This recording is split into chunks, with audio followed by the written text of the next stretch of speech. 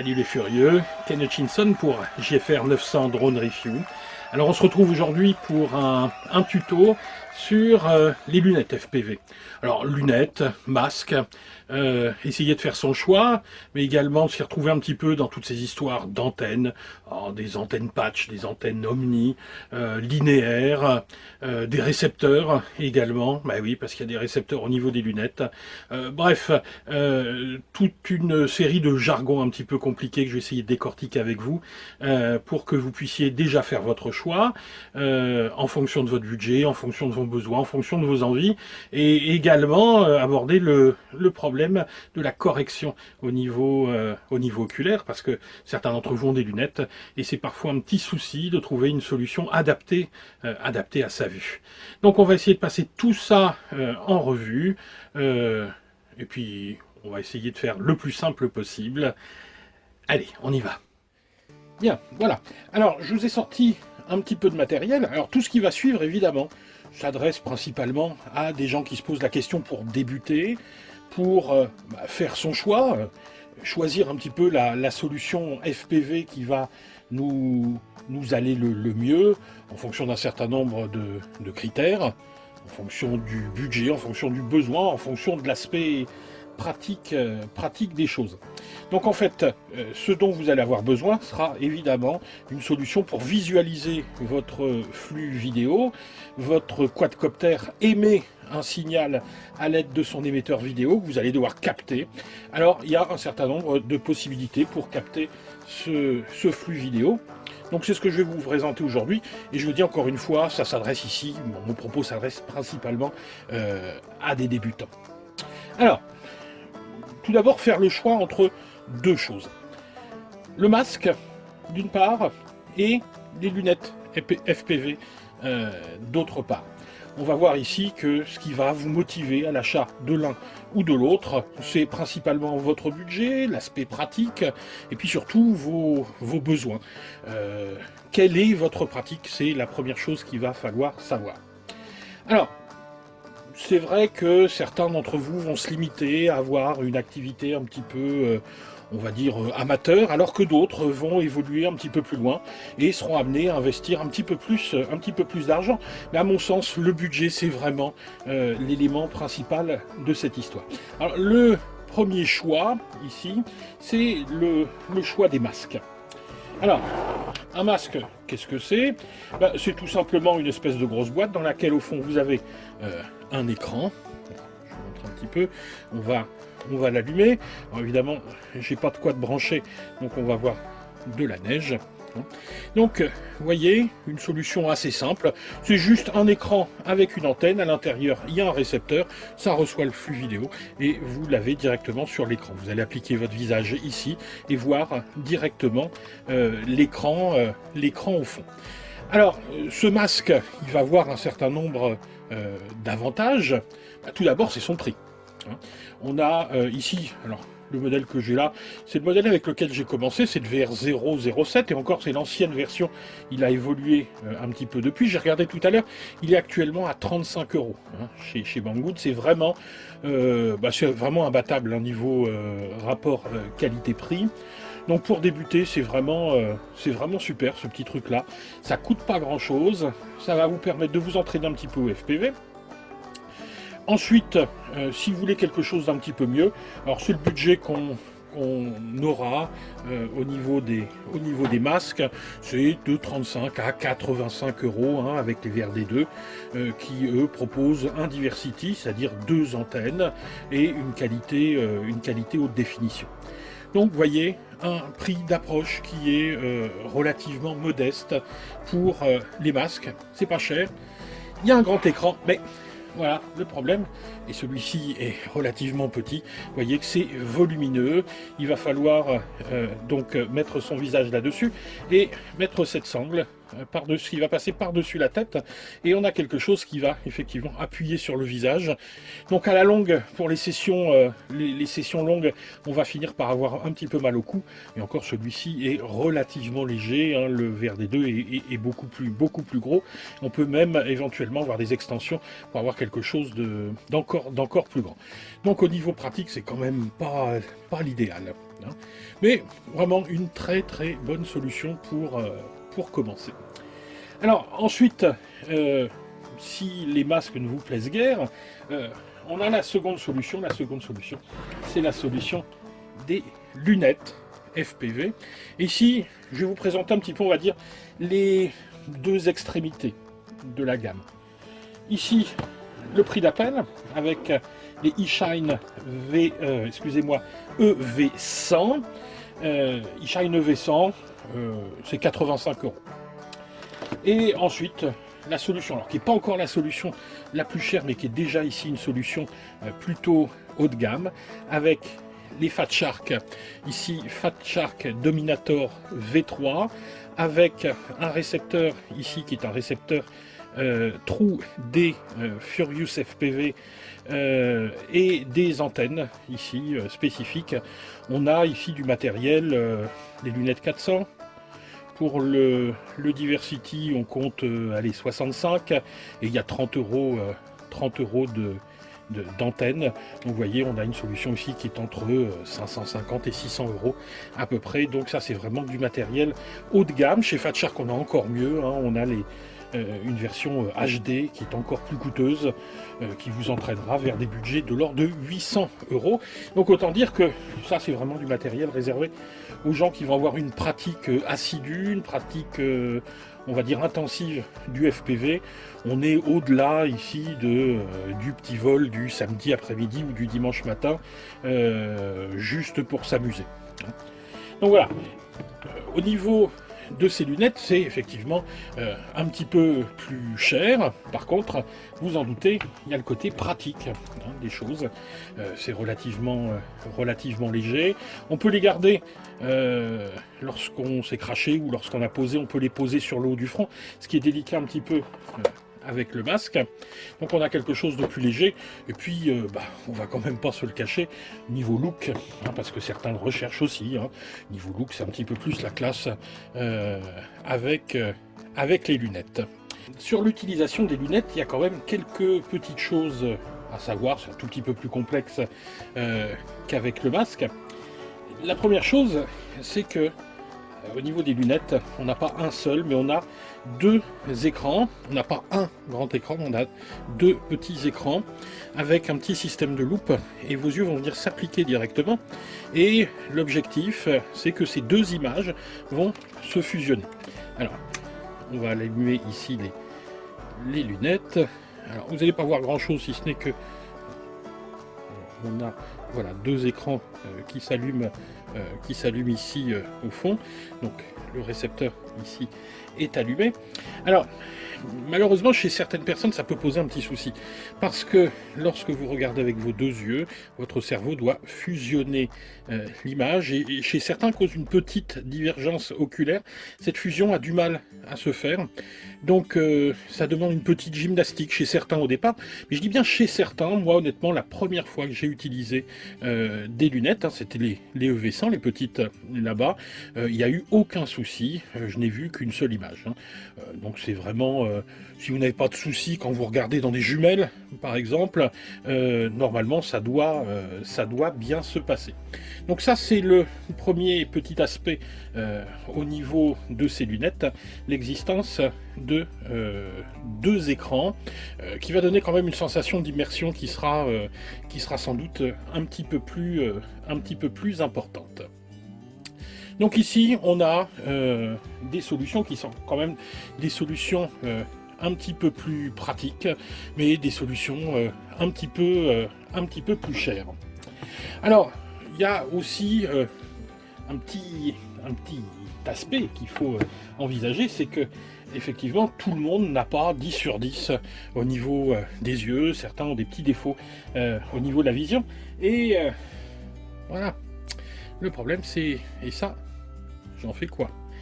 Alors, les lunettes, si je porte des lunettes, et moi j'en porte, alors moi j'ai de la chance, c'est que des lunettes pour lire, mais ça pose un problème quand il s'agit de regarder de près. Alors, quand j'utilise le masque, le problème c'est si je mets pas mes lunettes, je ne vois strictement rien, c'est tout flou à l'intérieur. Alors, avec le VR007, ce masque est assez grand, et regardez, les lunettes peuvent passer à l'intérieur il n'y a pas de souci. Hein. Je crois qu'avec le VRD2, c'est la même chose. Il n'y a vraiment que les solutions encore plus bas de gamme que celui-ci, où le masque est un peu plus petit, mais en général, les lunettes passent à l'intérieur. On arrive. Alors évidemment... c'est délicat si vous achetez par correspondance, donc vraiment l'idéal, et ça c'est quelque chose qui est valable pour toutes ces solutions, que ce soit lunettes ou masques, c'est d'essayer si vous le pouvez avant. Alors c'est pas simple, c'est vrai qu'on forme une communauté, mais souvent une communauté un peu virtuelle, on ne se voit pas les uns les autres, on est souvent isolés dans notre coin, et on a du mal à voir d'autres personnes et à voir leur matériel, si ce n'est en photo, sur Internet, mais... bon, alors soit on prend des risques, soit on essaye de trouver quelqu'un qui peut vous présenter les choses et les essayer. Alors, si avec le masque et les lunettes ça passe, ici, mais ça passe pas du tout. Et même avec la solution haut de gamme Fat Shark, ça ne passe pas, il est hors de question avec des lunettes FPV de porter des lunettes de vue. Alors là, deux écoles. L'école eShine, tout d'abord. Alors eShine, eux, ils ont résolu le souci, c'est que sous leurs lunettes, ici vous voyez, vous avez deux petites molettes, et ces deux petites molettes sont tout simplement des focus. C'est-à-dire que les lentilles qui sont ici vont avancer ou reculer, et un petit peu comme vous le faites sur des jumelles ou sur un microscope, vous allez faire une mise au point. On a également l'écartement ici entre les yeux qui est réglable. Donc vraiment cette paire elle est géniale. Et je le dis bien, ça c'est génial parce que elle vaut 85 €. Sur la solution à 600, c'est pas présent. Et bien vous pouvez régler les lentilles à votre vue. À moins d'avoir une très très forte correction dioptrique, ça fonctionne. Alors si vous avez effectivement des verres à double foyer, etc., ça me semble un tout petit peu difficile, mais pour des petites corrections, il n'y a vraiment pas de souci, ça fonctionne. Alors, chez Fat Shark, eux, ils ont choisi autre chose. C'est-à-dire que vous avez ici des petites encoches, des petites glissières, dans lesquelles vont venir s'enclencher des petites lentilles correctrices. Donc là, en fonction de votre correction optique, vous choisirez, dans le magasin où vous achetez ces lunettes, vous choisirez les petits verres qui viendront se mettre dessus. L'idéal, encore une fois, c'est d'aller directement au magasin pour pouvoir essayer ces lentilles et pour voir un petit peu le modèle qui va vous aller. Donc voilà un petit peu pour ces diverses solutions FPV. Donc maintenant, il y a quand même d'autres choses qui vont venir un petit peu gréver le budget. Alors pas tant au niveau du masque, hein. Le masque, vous l'avez acheté, bon, il est prêt à fonctionner. On aura quand même l'antenne dont on va parler juste après. Mais sur les lunettes, par exemple, et en l'occurrence ici uniquement sur les Fat Shark, c'est que les Fat Shark, quand vous les achetez, eh ben, soit elles n'ont carrément pas de récepteur, soit elles sont livrées avec un récepteur très très bas de gamme qui faudra sûrement changer pour un modèle. Parce que quitte à avoir des lunettes haut de gamme, on va mettre un récepteur haut de gamme également à l'intérieur. Alors, le récepteur, alors, là c'était le récepteur de base avec le petit capot qui va devant. Voilà, hein, vous avez ce genre de petites choses. Voilà à quoi ça ressemble un récepteur. Celui-ci n'avait qu'une seule antenne, et je l'ai changé ici contre un récepteur avec double antenne, avec un écran. Donc ça c'est en général ce qu'on a de base. On n'a pas énormément de canaux là-dessus. Ici on va avoir beaucoup plus de canaux, et surtout une réception qui sera bien meilleure avec deux antennes. Donc le budget, il y a déjà un budget récepteur quand on achète des Fat Shark. Sur les eShine, donc les petites EV100, là on n'a pas le choix, hein. On prend le récepteur qui est à l'intérieur. On a deux antennes également, on a deux antennes, en fait il n'y a qu'un seul récepteur sur lesquels sont reliées les deux antennes, c'est ce qu'on appelle un diversity d'antennes, alors qu'ici on a un récepteur diversity, c'est à dire qu'en fait on a deux récepteurs, un récepteur par antenne et un petit logiciel à l'intérieur. On va faire le mix entre les deux images qui sera pas du tout le cas ici. Et en effet, quand on passe d'ailleurs d'une image, d'une antenne à l'autre, il y a un petit saut qui se fait au niveau de l'écran. Ça va très très vite, ça prend un dixième de seconde. Alors qu'ici, on a vraiment une solution qui est vraiment très très efficace, avec aucun saut d'image quand on passe d'une antenne à une autre. D'ailleurs, quand on passe d'une antenne à une autre, le petit éclairage LED ici va changer. On passera du rouge au bleu quand on passera sur la seconde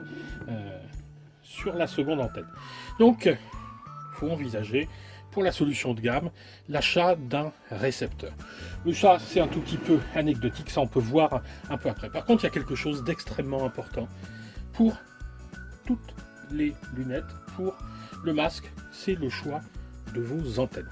Alors, là on va faire un petit peu de place. On va débrancher le récepteur. On va mettre tout ça sur le côté et on va s'attaquer aux antennes. Voilà. Et oui, ça fait beaucoup de choses. Vous allez voir, il y a un petit peu de vocabulaire à acquérir, mais la qualité de ce que vous allez pouvoir recevoir dans votre masque ou dans vos lunettes, dépendra fortement du choix de vos antennes. Alors des antennes, il y en a principalement de trois types. On va voir tout d'abord les antennes dites bâtons, hein, parce que oui, c'est un bâton, hein. On les appelle aussi dipolaires. Alors ces antennes, elles vont fonctionner un petit peu quand elles seront dans la bonne direction. C'est-à-dire que si l'antenne de votre quad et l'antenne de votre masque sont bien parallèles, vous serez en réception optimale. Par contre, quand vous allez vous décaler, là vous recevrez beaucoup moins bien. Donc ça, ce sont les antennes bipolaires. Ça fonctionne très bien. Le problème, c'est que sur du vol acrobatique, c'est un peu délicat. Si vous volez pépère comme ça, il n'y a pas de souci, ça marche très très bien. Ça a une portée pas extraordinaire, mais pour commencer, vous pouvez y aller, hein, ça reçoit bien. Ensuite, on va voir nos antennes, on peut appeler antennes champignons. Ça s'appelle aussi antenne omnidirectionnelle. Alors, on a l'antenne champignon classique ici, et puis ensuite on a une petite dérivée qu'on appelle l'antenne pagoda. Bon, je ne vais pas vous donner de détails techniques, mais c'est une évolution de cette première. Alors, ces antennes omnidirectionnelles, elles vont avoir une particularité, c'est d'être capable de recevoir tout autour. Mais dès qu'on va s'éloigner un petit peu, la réception va devenir un peu moins bonne. Ensuite, j'ai le troisième type d'antenne qu'on va appeler antenne patch. Alors l'antenne patch, elle a une particularité, elle, c'est qu'elle va capter le signal très très loin. Par contre, elle va le capter juste devant elle. Un peu sur les côtés et carrément pas derrière.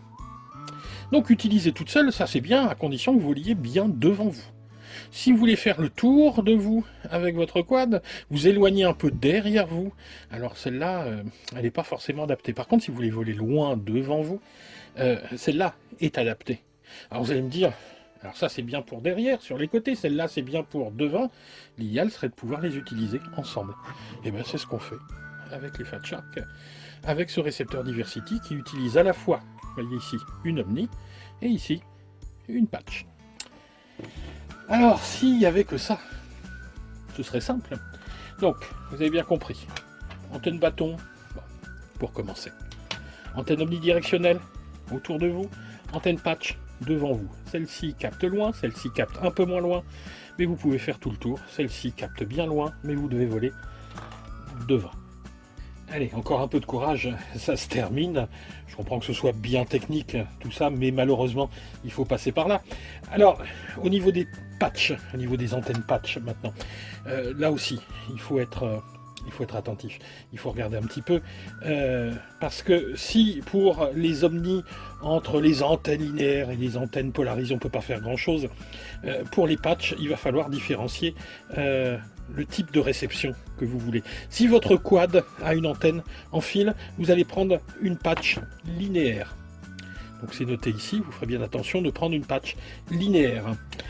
Au contraire, si votre quad a une petite antenne champignon, c'est-à-dire polarisée, comme celle-ci, vous allez prendre donc une antenne polarisée. Et encore une fois, on l'a dit, hein, si votre quad a une antenne RHCP, vous prenez une patch RHCP. Donc les patchs, on les reconnaît, sont toutes plates, comme ça. Et donc, elles vont permettre de capter beaucoup plus loin, mais juste devant. Donc voilà ce qu'il fallait savoir pour les antennes. Il y a 2-3 petits termes donc à connaître au niveau de la polarisation. Dernière chose, vous voyez que ces antennes, elles vont venir se fixer sur des petites connectiques qu'on appelle les connectiques SMA. Alors, en fait, SMA, il y a deux types de SMA. On a la SMA classique, comme ici, et ce qu'on appelle le RPSMA. Alors, c'est quoi la différence? Elle est juste au niveau des petits tétons qui sont à l'intérieur. Ici, vous avez une petite tige sur la prise SMA, alors qu'ici, vous avez un petit trou sur la prise RPSMA. C'est-à-dire que le mâle devient femelle et le femelle devient mâle entre SMA et RPSMA. Donc, quand vous achetez vos antennes, faites bien attention. Ici, les EV100 sont en RPSMA, ce qui est le cas d'ailleurs des masques Ishin qui sont également en RPSMA, alors que les Fat Shark sont elles en SMA. Alors si vraiment vous êtes trompé, c'est pas très grave, vous affolez pas. Hein. On a des petits adaptateurs, ici un adaptateur RPSMA ici et SMA de l'autre côté, donc ça me permet moi, vous voyez, de prendre les antennes que j'avais achetées pour les EV100 et de les passer tout simplement sur les Fat Shark. Mais il existe aussi des adaptateurs pour que ces antennes ici SMA puissent se mettre sur du RPSMA. J'ai l'équivalent dans l'autre sens. Donc voilà pour les connectiques. Allez, ça se termine, une dernière petite chose, parce que ça c'est vraiment quelque chose d'assez fantastique, c'est qu'avec tous ces appareils, vous pouvez enregistrer vos sessions de vol, c'est-à-dire ce que vous voyez à l'intérieur, vous pouvez l'enregistrer. C'est prévu de façon native sur les Fat Shark, c'est-à-dire qu'ici, voyez, vous allez voir, quand je vais brancher, donc vous allez avoir une petite lampe qui va s'allumer là, hop, elle va s'éteindre, puis quand je vais rappuyer, hop, la petite lampe s'allume ici, c'est à l'intérieur ce qu'on appelle un DVR, c'est-à-dire que sur une petite carte SD, une micro SD ici, je vais pouvoir enregistrer ce que je vois à l'intérieur. Je n'aurai qu'à appuyer une fois ici pour mettre en route et une deuxième fois pour arrêter l'enregistrement. Et ce qui est à l'intérieur, ce que je vois pendant le vol, c'est-à-dire les images vidéo, mais également toute ma télémétrie, je vais l'enregistrer sur cette carte SD, ce qui va me permettre ensuite de revoir mon vol. Sur les Shine, on n'a pas ça, mais c'est prévu. Hein, c'est-à-dire qu'ils ont bien prévu ça. C'est un petit gadget qui se rajoute, c'est un DVR externe. Alors ce petit DVR externe, il ne coûte pas une fortune, il coûte dans les 12 €, vous avez les câbles avec. Hein, et vous allez tout simplement le brancher sur la petite prise de la batterie, ici. Vous voyez, donc ça va venir, c'est prévu, hein, il y a la prise, donc ça vaut 12 €. Et ça, vous allez le fixer sur vos lunettes comme ça et mettre votre micro SD à l'intérieur et vous pourrez avec ces lunettes ici enregistrer vos vols comme sur les Fat Shark avec une qualité identique. Alors quand même, c'est vrai qu'on là on pourra avoir tendance à se dire pourquoi aller dépenser 600 € quand je peux avoir des lunettes à 85 €. La qualité n'est pas la même. Hein. C'est du plastique un peu cheap et surtout c'est vraiment, moi je les adore. Ces lunettes, elles ont que des avantages, mais elles ont un gros défaut, c'est la taille des écrans. Quand vous allez regarder à l'intérieur, alors là on ne peut pas vous montrer à l'écran, c'est impossible, vous ne trouverez aucune vidéo qui vous montrera ce que vous observez à l'intérieur. Ici vous allez avoir la sensation, vous savez, d'être un petit peu dans une salle de cinéma, un peu à l'arrière de la salle, c'est-à-dire au fond de la salle. Vous voyez le cinéma depuis le fond de la salle, une petite salle de ciné, hein, et puis vous êtes au fond. Alors qu'ici, attention, c'est grand écran, et vous êtes à l'avant du cinéma. C'est-à-dire que là, vous allez avoir une sensation d'avoir un écran beaucoup plus grand. C'est vraiment la grosse différence. Donc autant vous dire que si vous faites vraiment du racer, si vous faites du racing, si vous faites des courses, si vous faites du freestyle, si vous avez besoin d'une précision au niveau de votre vol, vous aurez beaucoup de mal avec ça. Mais si vous débutez le racer, si vous avez des nano-racers, des tiny whoop, etc., alors franchement, ça c'est exactement ce qu'il vous faut. C'est la solution la moins chère, je le rappelle, 85 € contre près de 600 pour cette paire de Dominator Fat Shark entièrement équipée. Alors là-dessus, ensuite, vous pourrez améliorer ça. 12 euros le DVR, des petites antennes qui valent 5-6 euros pièce pour améliorer la réception. Vous pourrez même mettre une patch dessus, il faudra juste prendre un petit coude. Trouver ça à l'intérieur. Donc vous avez des petits coudes comme ça, voyez. Donc vous allez placer ça par-dessus avec votre patch, comme ça le patch viendra bien se mettre dans l'axe des lunettes et vous pourrez donc recevoir juste devant. Ça coûte 1 euro. Des choses comme ça vaut moins de 10 euros. Donc vous voyez, c'est pas des sommes énormes. Bon, quand même mis bout à bout, ça commence à chiffrer, mais vous pouvez vous équiper tout doucement, tranquillement. Au début, vous pouvez commencer juste avec les antennes bâtons. Ça fonctionne aussi pas mal. Vous aurez un petit peu plus d'interférences. Alors évidemment, au niveau de la qualité de la réception, quand on a investi dans ce gros récepteur, on a quelque chose de vraiment superbe. Mais honnêtement, moi j'avais fait le test à l'époque, quand je n'avais que ce petit récepteur-là, que je n'avais pas toutes ces belles antennes là-dessus, c'est-à-dire en version de base, pour 400 euros, ces lunettes Fat Shark, eh ben, elles ne reçoivent pas mieux que celle-ci. On a exactement le même type de réception. Ça n'est que la taille des écrans, et je dirais même que la qualité, et ça je le pense encore, alors que j'utilise beaucoup celle-là, mais la qualité de l'image, les couleurs, sont meilleures dans les EV100. Vous pouvez aller voir un certain nombre de tests de gens qui vous le confirmeront. Pablo Sotes notamment a fait un test, a fait la comparaison entre les deux avec Taskiller, et ils ont constaté que les images étaient bien plus jolies là-dedans, même si l'écran est beaucoup plus petit. On a vraiment une très très bonne qualité d'image, de très très jolies couleurs, quasiment meilleures que dans les Fat Shark. On n'oubliera pas donc les masques. Ça, c'est la solution au prix imbattable. Quand on voit que ce masque-là, qui vous permet de faire du FPV, de commencer déjà à voler un petit peu avec des raceurs, pour 35 euros, on trouve pas mieux. Donc si vous voulez savoir ce que c'est que le FPV, si vous voulez vous amuser un petit peu, ou même avec des petits appareils, moi je vous conseille ça. Si ensuite vous voulez acheter des appareils un petit peu plus puissants, je vous conseille ça. Puis si ensuite vraiment votre objectif c'est de faire de la course, du freestyle, d'aller faire des super vidéos, là faut investir, mais c'est plus le même budget. 600 euros, c'est-à-dire que pour ça vous achetez deux bons raceurs. À vous de faire votre choix. J'espère que toutes ces informations vous auront un petit peu éclairé dans cette jungle que sont les informations sur les lunettes. On entend un petit peu tout, un petit peu son contraire. Voilà, moi je vous ai donné aujourd'hui mon avis, mon expérience. Ça n'a valeur que d'exemple. Écoutez ce qu'on vous dit. Essayez d'aller voir si vous avez des copains qui ont des lunettes. Chaussez les lunettes. Regardez ce qui vous plaît. Regardez si les images dédoublent pas, si la qualité vous va, si vous voyez bien. Et puis, essayez de voir aussi si le FPV, ça vous plaît. Parce que c'est pas forcé. Il y a des gens qui préfèrent voler à vue. C'est pas pour tout le monde. Certains aiment, certains n'aiment pas. C'est pas grave. Le tout, c'est de s'amuser. Voilà, c'était Ken Hutchinson pour JFR 900 Drone Review. Alors j'espère que cette petite collaboration entre moi et JFR vous a plu. On essaiera d'intervenir comme ça de temps en temps, de se partager un petit peu le travail. Donc sur le FPV, je lui ai dit que je pourrais faire quelques interventions, mais ça restera épisodique. En tout cas, si la vidéo vous a plu, comme d'hab, le pouce vers le haut. Et puis on se retrouve sur la chaîne de JFR pour d'autres aventures. Allez, salut les furieux!